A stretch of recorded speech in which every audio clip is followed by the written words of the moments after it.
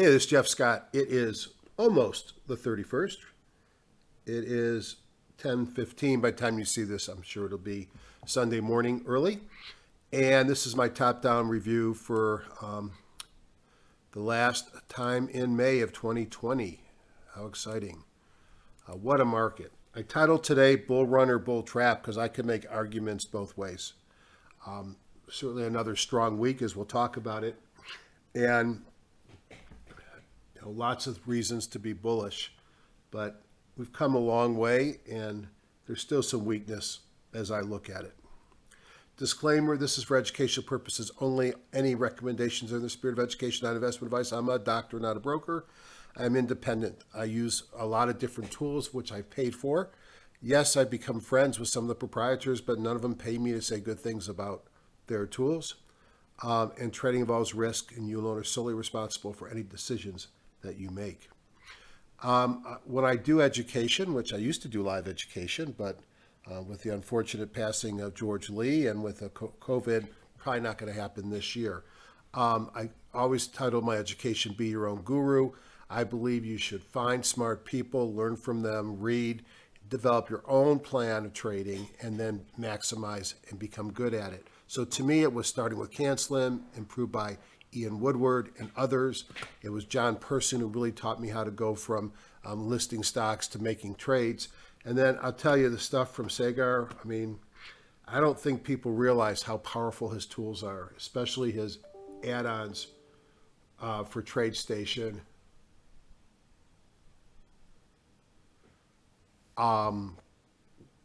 And Metastock. I mean, the TradeStation one I use much more, but my goodness, I don't understand or know all the math behind his signals, but boy, can he find reversals, and does he give me great insight into what's going on. I have a lot of tools that I've bought. I'm really coming down to using less and less. I use TradeStation and Thinkorswim every day. I have John's add-ons, Sagar's add-ons, and a bunch of HGSI things I've put together. I have HGSI for during the market with real-time updates, but mostly after hours. EdgeRater, which automates a lot of the things I had to do manually in spreadsheets. Dr. K's tools, his Laguerre RSI, is uncanny, as is his seasonality. And then I already mentioned Sagar's tools. HGSI, for those that don't know about it, the website's highgrowthstock.com. Free 30-day trial. Under investing strategies, you'll see bunches of movies. And I've got some videos to help you get started if you're a new client to them. I get nothing. If you sign up, I don't get a commission. I don't want a commission. But I do have some stuff to help you get going. Where are we today? Stock patterns are cyclical. March 23rd, we were here. Where are we today? We haven't rolled over, so technically we're still going up, or we sideways, and now we're breaking to the upside. But I'm still not convinced that this isn't a bull trap. We'll see.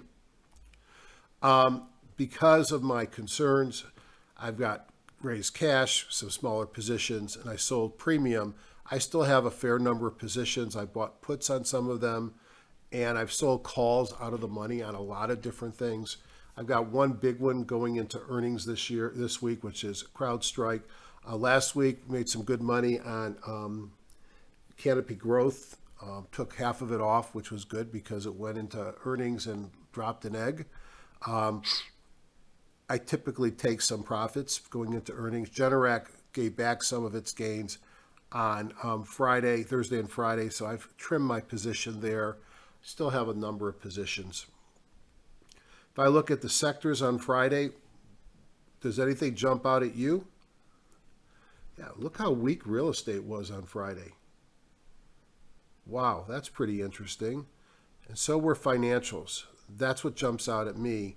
And then I look at something like technology. It was super strong. We'll talk more about Friday. Let's take a look at the markets in Thinkorswim. Let's maximize this chart. Now, if you're watching this on YouTube, do me a favor and subscribe. That way you'll get notification when I put new ones out. Hit the up thumb. It makes me feel good that people like what I'm doing. And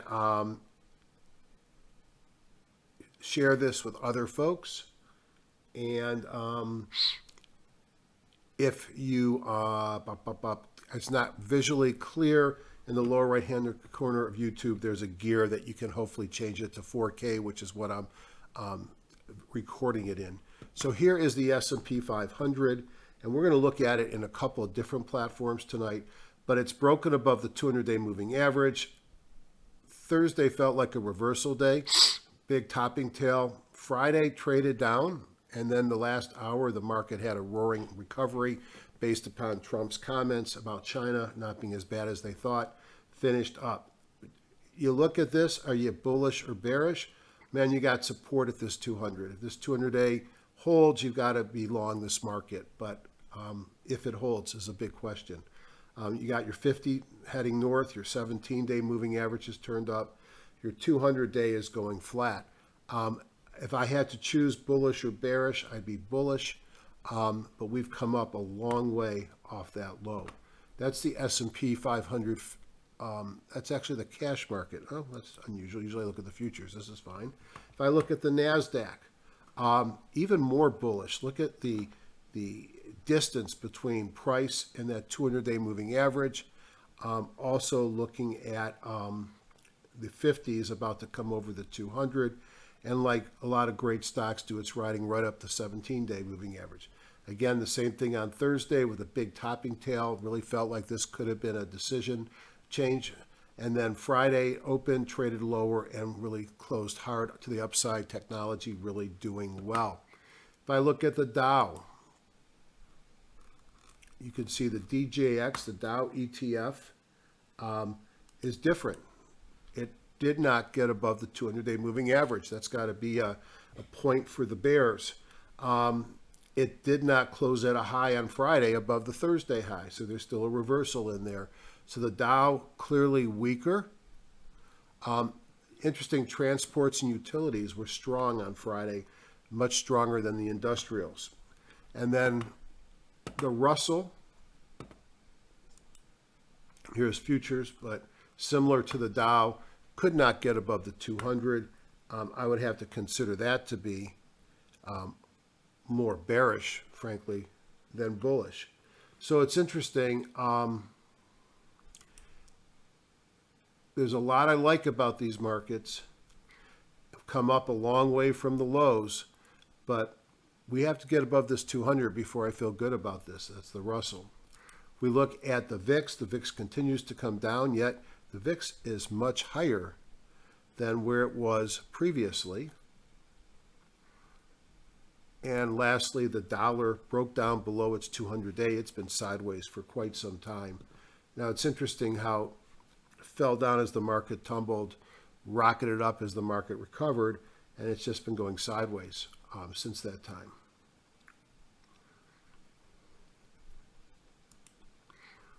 So I don't forget later, let me go back, change this back to the futures.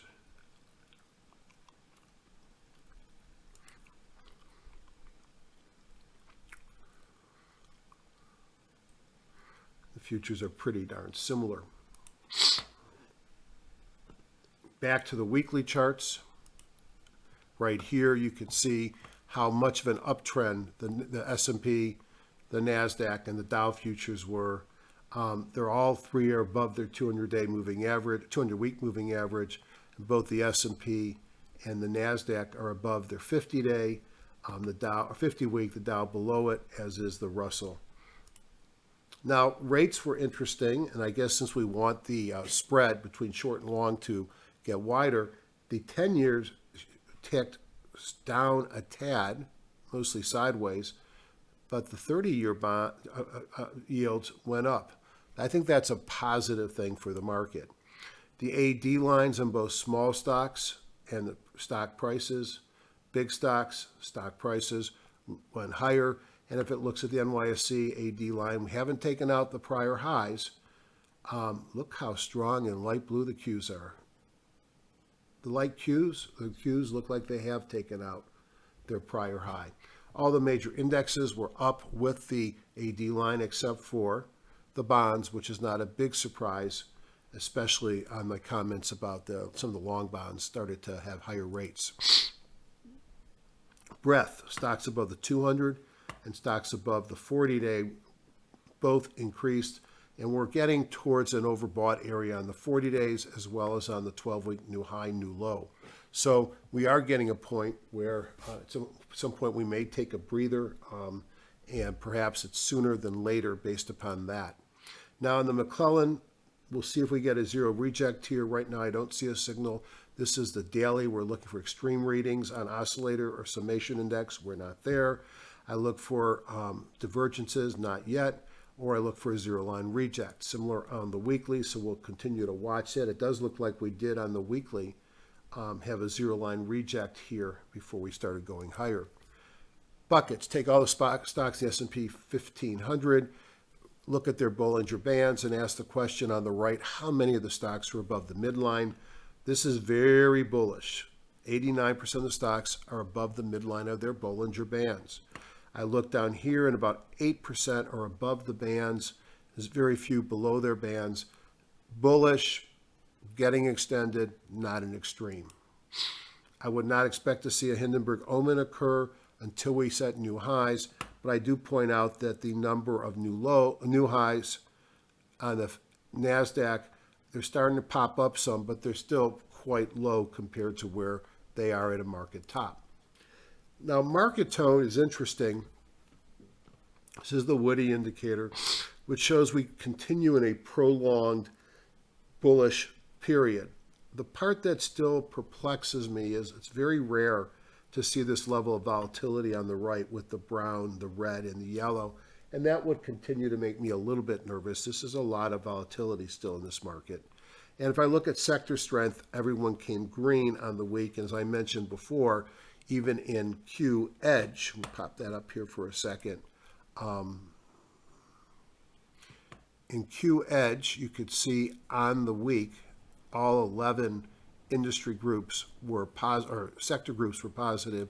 And if you look down here, you can get a sense that over the last 2 days, 1 day ago and 2 days ago, the majority of them, and communication must have been relatively flat at 1 day. The vast majority of them have the last 2 days were negative, and that was only one positive on Thursday, only 3 positives on on Friday. If we look at the AD lines at 1 day on the sectors, the industry groups, and overall stock market, you could see that we have a bearish posture there. So despite the fact that all is green here, that volatility is still there, and I think there's some risk to the downside. Canaries in the coal mine, I initially interpret this as poised for a breakout. We'll see. Hopefully the 17-day moving average will continue to hold.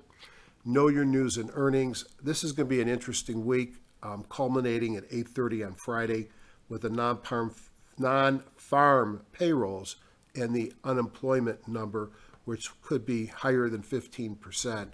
I think this is a gimme because everybody knows it's going to be lousy. But a month from now, 2 months from now, people are going to be looking to see improvement. In Politico, a bullish case for the market was made about how great the GDP growth is going to be for Q3 versus Q2, and how amazingly big the employment growth will be in the back half of the year, and how that may impact on our election. On most anticipated earning releases for this week, you can see them here. And in my comments, it's judgment call to hold stocks over earnings dates. It's bad judgment to not know when your stock's earnings date is scheduled. There is an incredibly good free earnings indicator for TradeStation. You just look up Guru earnings dates on their forum and you download it. It's simple to install. It works great. Thinkorswim has earnings dates. I also use Earnings Whisper site. And this comes out on Saturday every week. And I think a smaller version comes out every night on Twitter. They post it as well. Some big players of late will be mentioned. We'll hear about Zoom after the close on Tuesday. That could be interesting.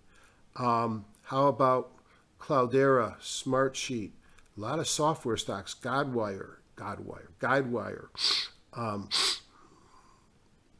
will be coming out. I mentioned on Tuesday I have a fairly big position in CloudStrike, and I will take off half or put puts on it, and I haven't decided yet. I'll take a look at it probably late in the day on Monday. So I don't think any of this other news is going to matter. I mean, we'll get jobless claims on Thursday, but I think starting next month, people are going to look to see if we see improvement. And certainly by the time we get to July, one would hope that there's a sense that the employment and the market is improving, the market of the economy. The other thing that was pointed out on one of the sites I was looking at was how, I think I mentioned it last week, the markets usually recover before the economy. So we rallied into the Friday close as Trump's China comments calmed fears. The next shoe to drop may come Sunday night as China retaliates. China basically is changing their plans for Hong Kong and seems to be absorbing them as part of Greater China earlier than the original agreements when they took over control, and that could have impact on business, banking, etc. As I said earlier, the markets had another positive week led by NASDAQ and Russell. NASDAQ bringing up the rear, but still up 2.2%. On the week, all 11 sectors were up, but on Friday, only 3 were up. Here's the yearly performance. How do you perform against this? I would say if you're a growth stock investor, you're probably beating the NASDAQ. I'm up considerably more than that, but I've been up higher this year. I've taken a little heat as well. I think I'm up about 30%. ETF redemption suggests that rather than buying, we may be propelled up by short covering. I saw a report that looked at redemptions versus buying. And if people are redeeming, how are we going higher? Then it has to be, perhaps it's short sellers are covering. If you don't think there's risk in the market, look at the XLF and look at the financials. Market leadership goes back and forth between COVID winners, software and biotech, and losers, retail, airplanes, hotel, and casinos. We'll have days when airplanes are up $2 a pop, casinos are up big, Wynn and El Dorado, I've been playing those. And then we have days when they're in the tank and it's software stocks that are leading. I'm still leaning as far as positions go long based upon what I'm seeing. But I did, after my little note on Thursday night, put on some early contra positions on Friday.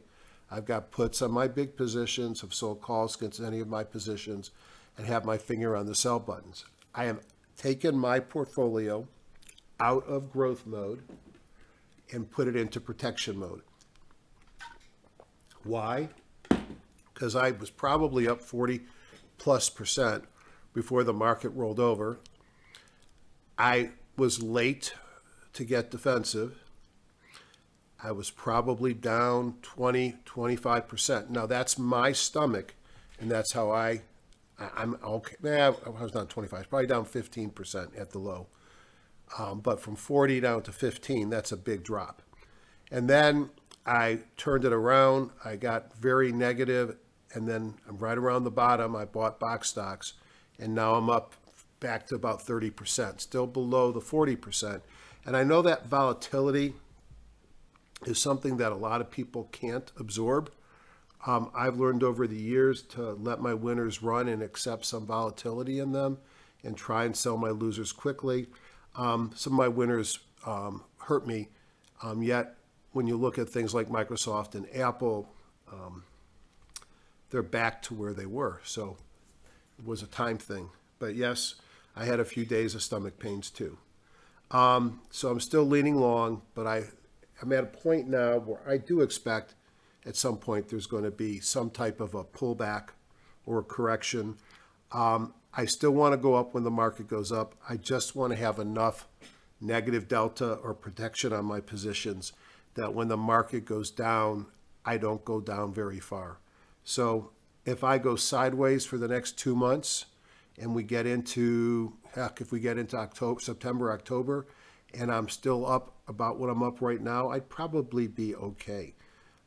Frank, because I usually do very well and after the sell in May period is over. On the other hand, if I was to go negative right now, I'd be pretty disappointed after I fought so hard to get positive again. So, a little bit of true confessions there. No, not even I always win in the market. And the only ones that do are liars. But I'm sure some people only make money. My goal is to make money by the end of the year. And I have a number, pretty big number. I mean, if those have been to my meetings know that number is I want to make 500,000 in my trading account on an annual basis. I'm back over 4, so I only have to coast. And then in the last quarter, I'll turn it on and I'll get to the number I want. It's a big number, but it's a number I've been pretty consistent with. All right, enough of that stuff. Let's just go into TradeStation. Now, I'm going to start by looking at some of the things I typically look at on a daily basis. And on a daily basis, I'll pull up, for example, the S&P futures, and I look at certain things. This green arrow, what does this control? A lot of what I do. When it's green, it's a John Person buy signal. When it's red, it's a John Person sell signal. So I've got 3 time frames. I got daily on the left, up here is weekly, down here is monthly. So on the daily and the weekly, I'm in a buy. On the monthly, I'm in a sell. So long-term weakness, try to work our way back, all right? Just like our accounts. The second thing I look at is where am I at in the envelope? Am I way above or below? Because I know that when I start to stick my neck above or below, it usually snaps back towards the center. Not an issue right now. Third thing I might look at is what is the color of the paint bar? That's an Alexander Elder indicator called the Elder Impulse. If it's green, it's bullish. I can be going long or holding. If it's red, it's bearish. I shouldn't be opening new long positions, but I could hold or go short. And if it's blue, I can do whatever I want. It's blue. It was green, so that's a little weak. Green on the weekly, green on the monthly. I could like that. These dots that have occurred here are evidence of short-term, it's bearish divergence. To me, it's short-term lack of participation in the market. And you could see the buying pressure from this MACD histogram has not gone up despite higher highs. So that's a clear-cut divergence. Those red dots there tell me that. What I also know is you see how many weeks, months I had these red dots before the market died. Just because you have divergence doesn't mean the market's going to roll over. Interestingly, the high jump is back up to 94%. Now, that's high. When it rolled over here, the high jump was, here was 96. So 96 was probably the peak. And then the market rolled over. So this is a pretty high jump. So that's another evidence that we might be stalling out here. The weekly bond goes green. I like to see that. I might, for comparison's sake, very quickly look at the Dow.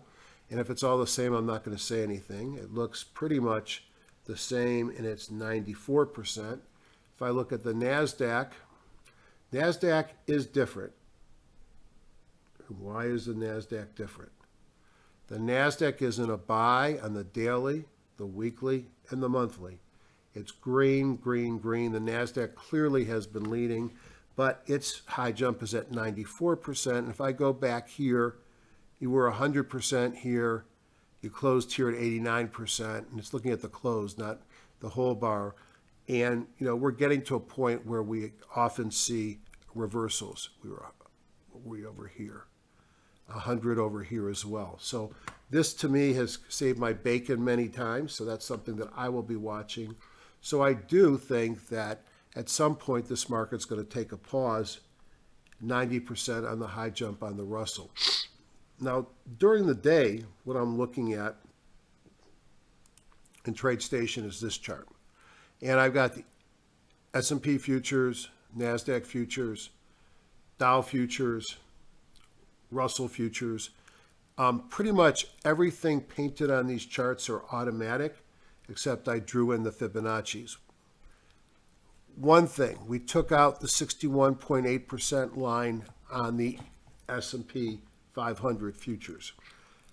I heard at a different site, but I didn't see the data to back it up, but the likelihood of reversing this uptrend significantly after taking out the 61.8 gets pretty low. So that's got to be a bullish thing.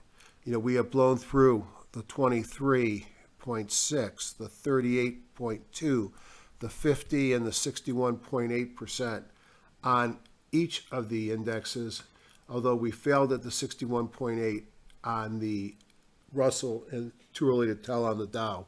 So some people would say that we're getting to a point where we're unlikely to retest all the way. These things here are watermark, support, and resistance lines. So we're getting into resistance here on the S&P, on the NASDAQ. We're at resistance on the Dow, and we're at resistance in the Russell. So a lot of reasons why you would expect this market to slow down up here. Other things that I see here, just to point out, we are, this looks like it's in a bit of a pennant or a wedge formation, and I've seen those on all the indexes if you step out to the right length.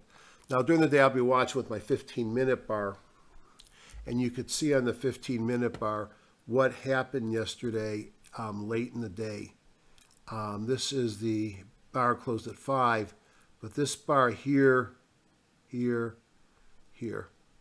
The last half hour or so of the market, as Trump spoke, the stocks went crazy. So we'll see if we can hold on to that on Monday. All right, in HGSI, yes, I will get to HGSI eventually, I promise. Market Analysis Group, Major Markets Plus, hit Warehouse View. Should see 27 of them, which I do. Let's switch it to a top-down view, T1. And let's make sure we rank by combo. Strength was silver, NASDAQ composite. This will be mostly 1 day, so mostly Friday, a little bit of 5 days, and just a teeny bit of 3 weeks. So we have silver, NASDAQ, utilities, even better than industrials on Friday. Down on the bottom, the VIX, the dollar, Treasury Pro shares. Gold miners actually sold off at the end of the week. I still have some of those. That was bad. And then we have the S&P 500. So not necessarily the best finish on the week for the S&P, although you could see it was up 0.5%. Let's take a look at my favorite indexes and a couple of other things so I can get my feel of what the market is doing.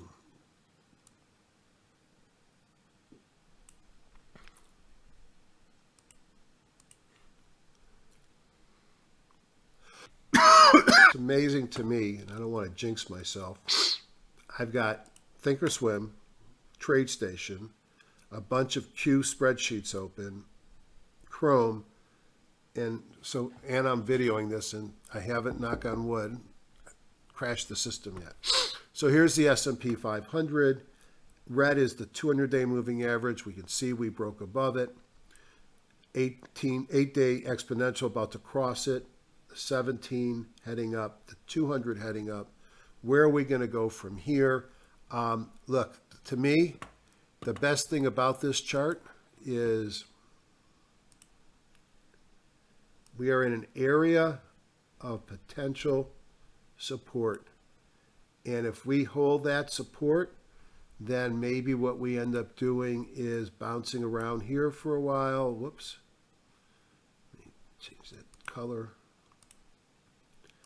I mean, to me, I'm always excited when markets retest. Maybe we retest around here a couple of times and then break. I mean, that would be awesome if you're bullish. Sure, it'd be great to just go up to the moon from here. Probably not the most likely. The fear is that if this is a bull trap, are we going to come right back down through it? So time will tell. I think it's okay to be bullish here. We have had a big rally. We're above the 61.8% retracement over here. It's hard not to be bullish here. I had talked about this box here formed by a hammer and a shooting star, and I want to see which way we broke. We broke out for the bulls. That is the S&P 500, cautiously optimistic. But if we fail to hold in this area here, I will be out of longs and looking at shorts and contra ETFs aggressively. The Dow Jones Industrial, we know it's not going to be as strong. As you can see, it's not quite, but it did break the 61.8 here, which is great. And actually, it did improve quite a bit. We had 29 closes within this box, and it too broke out of it on the weekly as well. So this looks okay. It doesn't look as good. Remember, this is the cash markets, not the futures. Futures might look a little different. But again, same thing applies. Do we hold above the top of this box that had been resistance? And that would be bullish. A breakdown there, not so bullish. If I look at the Russell 2000, clearly different, failed at the 200. And if I look at the NASDAQ, you'll see the winner, and it is far above its 200-day moving average. Beautiful uptrend, supported by the 8-day and the 17-day. It's blown through the 76.4%, and to me, I'm looking for it to come and retest a full retracement. Clearly, that's the most bullish looking of the indexes. The issue is, how long does this run before it takes a breather? You look at the NASDAQ, for example. Let's just do this. You go off the bottom to where we closed on Friday. We're up 43%. That is a hell of a move for what is essentially a V bottom. I like to look at the dollar. We know the dollar was at the bottom of the list, and it did break down below the 500-day. Maybe that'll be an island reversal and it'll gap up on Friday. It's been pretty much sideways except for these two spikes going back for a year. The VIX we know is getting lower, but it has not gotten back to where it came from. So it's got the 17 and the 8-day exponential over it. The 50 is turned down. I like to see it break down below that 200-day moving average, but definitely the VIX is coming down. But it's taking forever. And when I look back here at prior spikes, I guess I should go to weekly.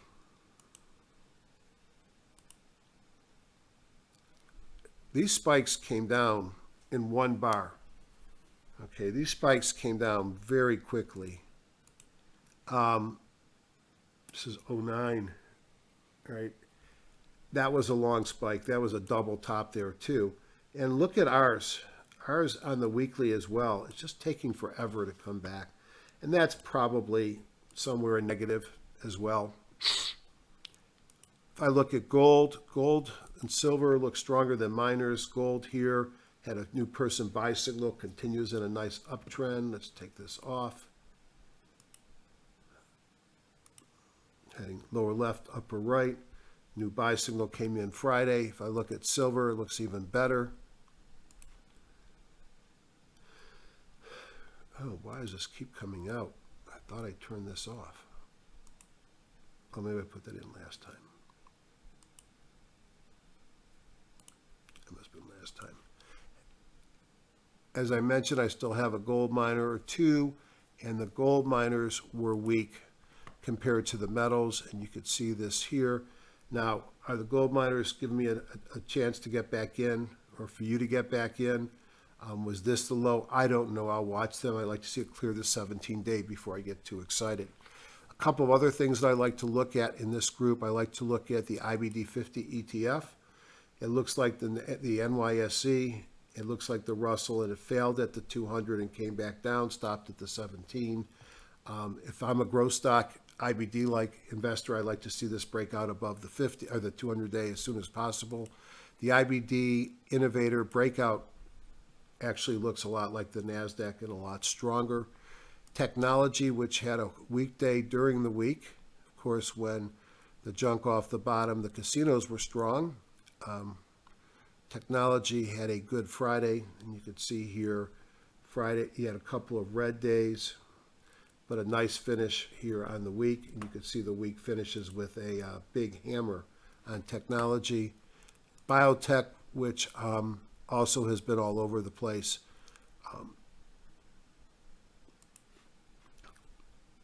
Similarly, with a big hammer on the weekly. Bad day here, and then a recovery. Biotech actually here is setting up the mobile breakout from the squeeze and a pocket pivot and a new John Person buy signal on Friday. That's interesting. All right. And then very quickly, let's look at bonds. And bonds sideways on the week. And lastly, let's look at U.S. oil. No, I don't trade futures, but a lot of these things impact on my stocks. I will say I filled up my gigantic, humongous 12-cylinder SUV today, and the 21 gallons of gas cost me about $50. I put the high test in. It's like, wow, this is a lot different than it used to be. Oil with a buy signal down here, but boy, oil has been beaten up. And for those that are thinking, had I not sold my USO at $4.50, you'd be rich right now. I just want to point out, no, you wouldn't. There was an 8-to-1 split. All right, after I've looked at the industry groups, let's see how we are in minutes. All right, we're at 35 minutes. After I look at the major markets, I look at the industry groups, number 7, hit the warehouse view. And let's change this. You see I've got 175 groups. Let's look at how many groups are to the upside. I have 53 groups to the upside. How many to the downside on a short-term momentum? I have 21. Electric power, REITs, diversified banks, oil, glass, PC, insurance, aircraft, steel, construction, containers, chemicals, insurance brokers, autos. So this was a risk off from the COVID losers. A lot of things that don't do well with COVID are here. And if I look at the upside stocks, biotech, e-commerce, discretionary, software, metals, semiconductors, internet, infrastructure software, antivirus, large pharma, specialty pharma, internet media. These are the kind of stocks that do well during COVID. And this market seemed to bounce around by the day which of those two were leading. The ones that that do well during COVID and the ones that will do well after or before COVID. My portfolio is now balanced with the two. So if I highlight biotech and I right click and then I left click change to index group, I will have ranked by their combo the various biotech stocks. And let's look at them very quickly. Adapt Immune. Let me open up the earnings window.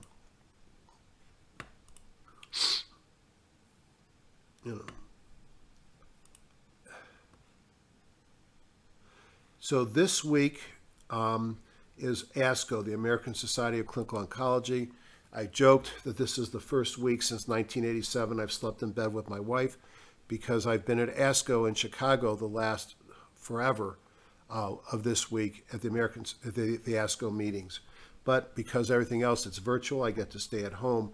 So a lot of small companies will present, and big companies present their data. So you're going to see some outsized moves in biotech. Be careful chasing biotech. Adapt Immune, early stage company, immunotherapies, which are hot, went from $5 up to $13.50 on Friday and settled down around $11.50. You look at the volume was 111 million. Its average volume, including that day, is 2 million. I go back here and the volume is 230,000, 300,000, a million, 200,000, 100,000. So clearly something happened to the company. Interestingly, the day before it popped, it was 557,000. Bunch of days over a million. So there was volume coming into this stock and we popped on Friday. I don't chase these. These are typically stories and they come back after the hype. Arca Biopharma, this is one that ran up to here when it said that Gilead was looking at buying it. And then what happened is it turned out that they didn't really want to buy it, but what they wanted to do was, why does that look like a weekly? But it's not. What they wanted to do was make an investment in it. So the stock came down after that came out, came down considerably, and you could see that. You know what? Chuck that. It's Arcus is the one they wanted to invest. Here's one, targeted therapies for heart failure and cardiovascular disease. Up on news, and then it came back. Arcus was the other. Regeneron, this has been a great leader. Had some good data come out, plus they're a COVID vaccine play, all-time highs. I remember George Roberts asked me about it when it was about 500. I hope he bought it because he'd be up over 100 points in a month, or 20%. Moderna, this is the COVID vaccine hype story, ran up, pulled back hard, and then it's going back up again.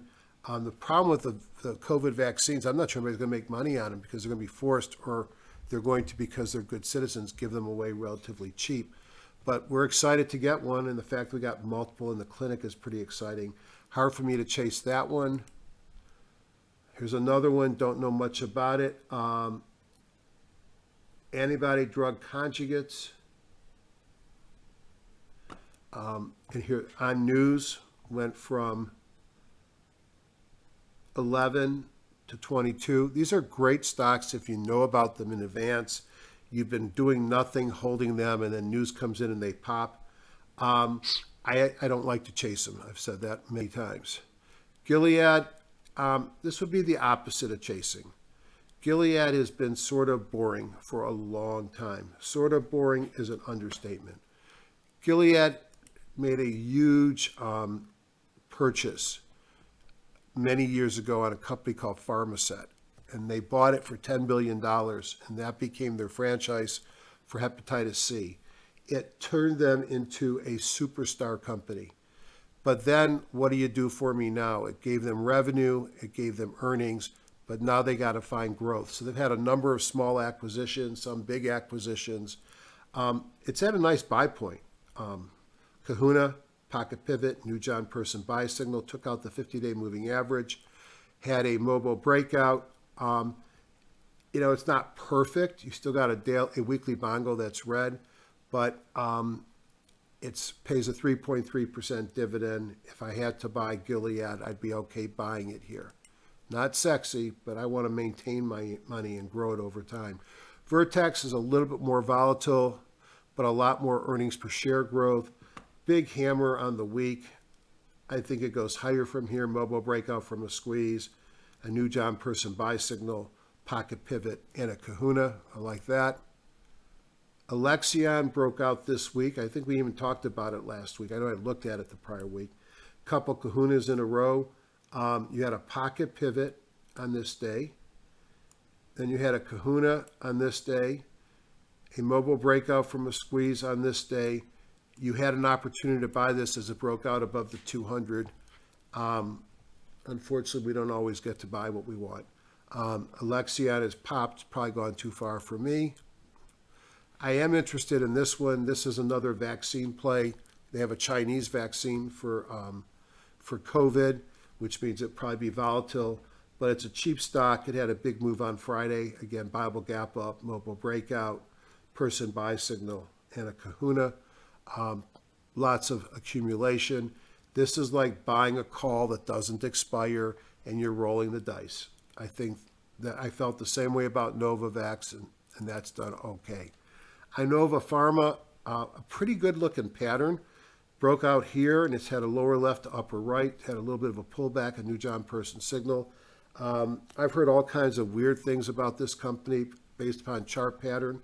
I wouldn't be against nibbling on it. Do your own research. Amgen, this is one of the aristocrats of biotech, is pulled back into support. I just look at the earnings per share growth, and it's boring. And there's the biotech. So how am I going to play biotech if I think it's breaking out? I'm going to buy LABU. I'm going to buy LABU for a couple of reasons. It's got pretty good volume. Average volume is $3 million, $3 million a day. So I can get in and out of it. I can do options on it. I also have non-disclosures on a number of the oncology biotechs. And it's much easier for me just to buy the ETF. I didn't say I'm buying it. I said if I was to want to go into biotech, that's how I would play it. The company that did the deal with Gilead is Arcus. And what happened was, this is where the announcement came in that Gilead was interested. Then the stock traded off, and a lot of movement came in. The deal was announced, and it wasn't a takeout, it was an investment, and the stock came down. Still a pretty good run had you got into it early, but if you decide to buy it after the news came out, you would have gotten nothing. E-commerce discretionary, Alibaba, earnings are out. Lower left, upper right. I'm okay with this. I just haven't done very well with it. I don't like the earnings per share growth. And all the stuff about China listings and stuff would make me nervous. But maybe that's a reason to buy it. Amazon looks like an interesting buy point, sort of up here at a high base. I am long, and that means I'm talking my book, but I've also got some puts on it. And the way I do portfolio margin, I don't just do the puts to protect my Amazon.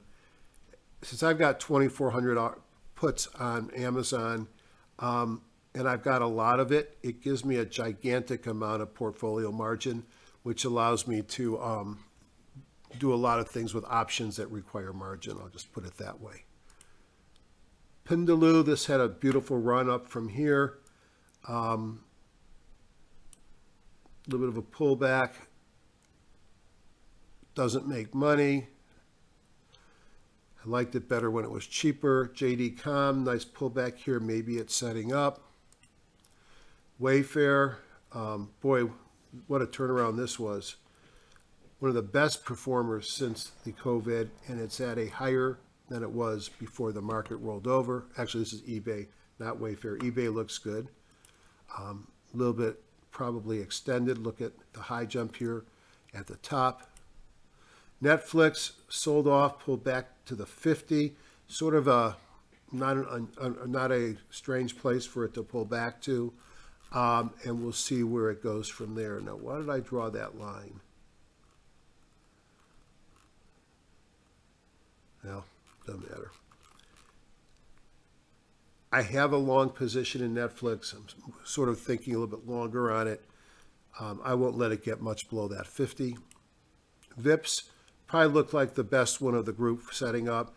Sitting on the 50, mobile breakout from a squeeze, a kahuna, and a new John Person buy signal. If I had to pick one of this bunch to buy, it would probably be VIPS. Mercado Libre, I wish I would have bought this. The eBay of South America, too far gone for me.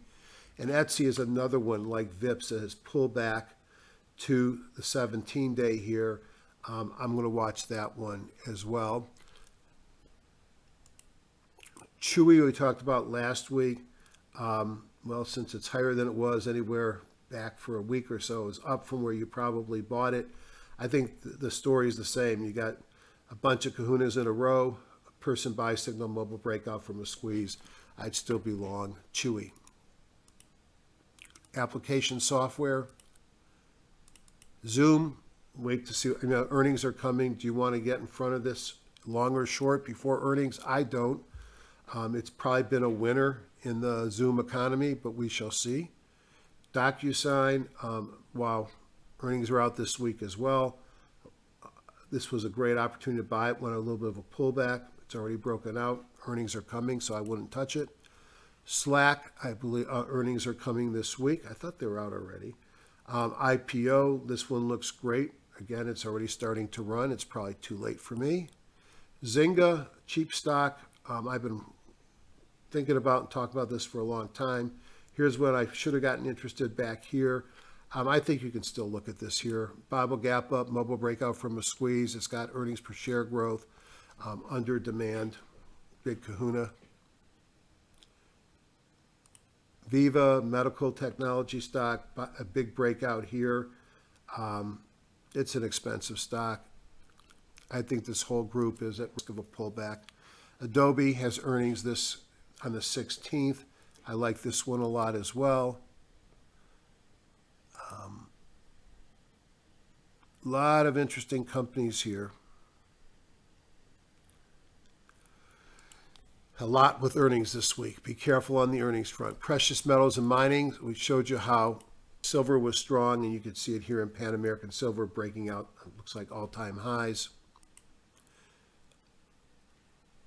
This is typical on the gold stocks. The ones that I've got left is, the main one I have left is, what do I have left? Barracks, ABX. It pulled back pretty hard this week.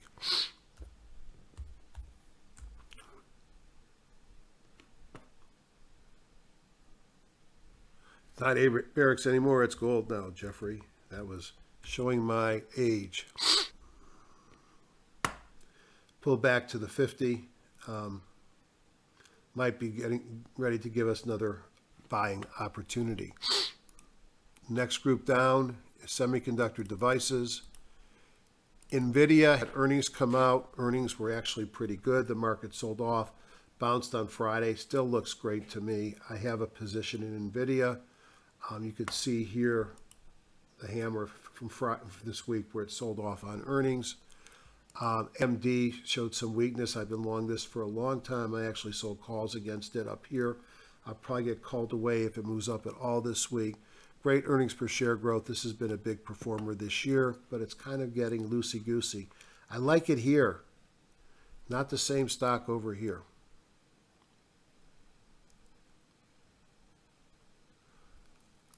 So I'm not going to go through all 10. It's getting late, and you probably don't want to listen to me. I want to look at CrowdStrike. So let's look at infrastructure plays. Here's CrowdStrike over here. What a great day on Friday for this stock. Bob will gap up, mobile breakup from a squeeze and a kahuna. Its earnings are this week. I have positions in multiple accounts. I will probably take profits, as I said, on at least a half of them. There's some really nice stocks in this group. VMware has had a big run, had a Bible gap up on Friday after pulling back for a while. Is that a change to pay attention to? It makes money. Microsoft, I did a round trip on this, almost back to its highs. Never had OQTA. I wish I did. What a beautiful run up from here. So there's some nice things there. Let's see what else is up here.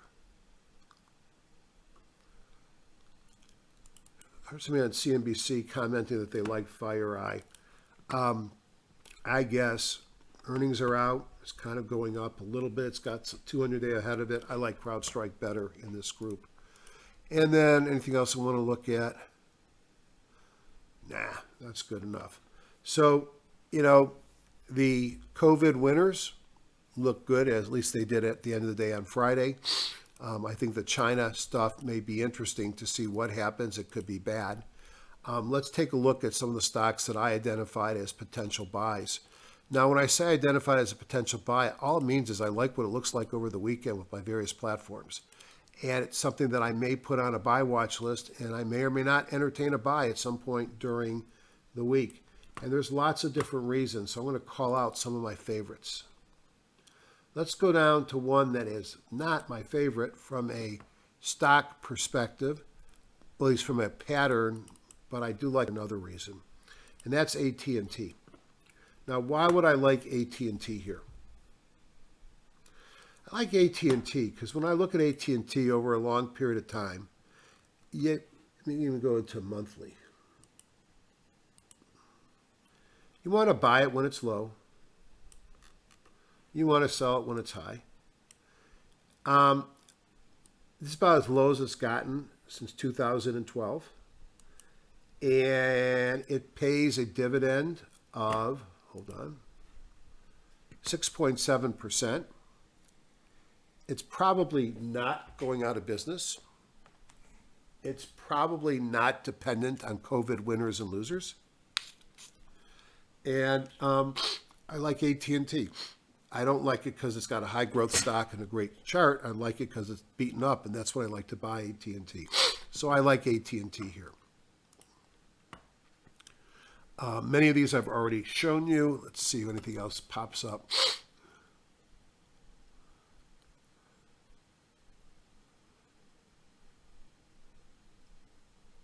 I had a position in Baxter. I got stopped out, and I'm thinking about going in again. Earnings are not to July 23rd. It's got some great earnings per share growth. It had two kahunas in a row, which catches my eye. A mobile breakout from a squeeze. The weekly bongo's gone green. It had a person buy signal. And what I like about Baxter is that Baxter supplies hospitals. And the hospital's going to have to buy a lot of supplies because they've been using them all up. So let's just look at it in my Q signals, which I've become extremely interested in the more I learn. the more I listen to Sagar's videos on YouTube. And it broke above resistance here on huge volume. Here is a Roy Kelly, not major oscillator, but a minor oscillator bottom. It's got a little bit ways to go up to support, to resistance. And a weekly buy signal with the bottoming tail as well. I like Baxter, so that's one that I might consider. There were a lot of boring consumer staple stocks. Let's look at a couple. Campbell Soup. I made money on this earlier in this market pullback. Is it getting ready to run again? I think it might be. It's got great earnings per share growth, pays a 2.7% dividend. And if I'm right, this market has potential for another pullback coming in it. Maybe you want to be buying some CPB. When I look with Sagar's tools, what do I see? Not quite ready there, but I have a stock that broke above its resistance line here. It's in a wedge, which is a negative, but you could get a little bit of growth out of Campbell Soup. In the same area, Church & Dwight, they make a lot of the products that you buy at the drugstore. Broke above resistance here on the daily. That was interesting. What was some of the other? So let me go back to my HGSI.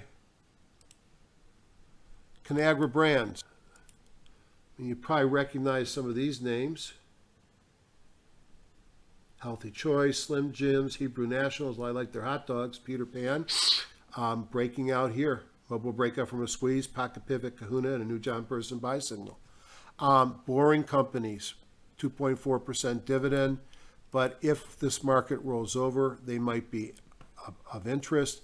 Last week I talked about Crown Castle and the other stocks, Digital Reality and Cyrus One, that are REITs for the cell phone towers, and they broke out, all three of them, but potentially you could still be chasing these. Here's Crown Castle, Cyrus One, probably a little bit safer buy right now. So that's a possibility. What else?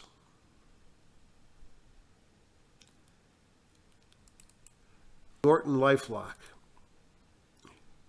Broke above the 200 on Friday. Mobile breakout from a squeeze. Couple kahunas in a row. A person buy signal. Here's the daily. Here's the weekly. There's no, it's got a big gap potentially to fill. This is an interesting stock. I could tell you from being in a technology company with a lot of employees, the number of phishing and viral things that are hitting us I've never seen before. So Norton LifeLock may make a lot of sense right now. And I don't know anything about CCC, but I got a stock in an uptrend, pull back to the 50, and I think this looked interesting on the on Q.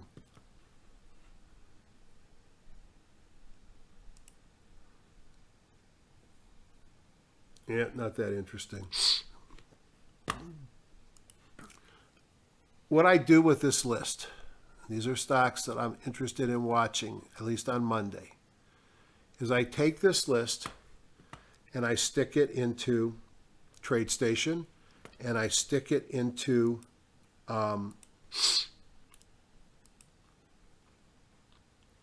a radar screen where I'm able to monitor all kinds of different signals during the day, and that those will drive me to look at a chart and potentially take a trade. If you have TradeStation, this is what you have. If you have Thinkorswim, let me stop this and make sure it kills. If you have Thinkorswim, you have MarketWatch, which is the same thing. This is my buy watch, and I have a number of different things I look at: a moving average crossover system, a momentum system. I've got kahunas, mobile, I got HCDs, LCDs, pocket pivots. I've got Dr. K's tools, and I start to look at things that may line up. And then I mentioned Dr. K's tools. One of the things he does is really cool, is a seasonality scanner. And here is a stock that has a lot of seasonality the next 60 days. It's called Dynavax. I click that red button, go take a look at the chart. And this shows you projected seasonality from where we are right now. Not that exciting. I think it's got more seasonality further to the right. And this is the thing with the different, that's pretty impressive. It had a big breakout here on the triple moving scanner, moving average crossover system, and on his RSI. So I may look at DVAX. It's on my list for that reason. So I put these stocks in a list. I monitor them during the day, over the week. I look at charts every night. And then I'll buy things as the market allows. I'm not real excited about buying a lot before the open on Monday. I want to see what the market's doing. So on that note, I'm going to say goodnight. Have a great week in the market. Have a safe week going back to normal as we're starting to ease restrictions down here. Tonight was a red letter night. It was the first night we went out to dinner since March 11th. Felt a little weird, to be honest. Hope I can go out again and not get sick. Take care, everybody, and good night.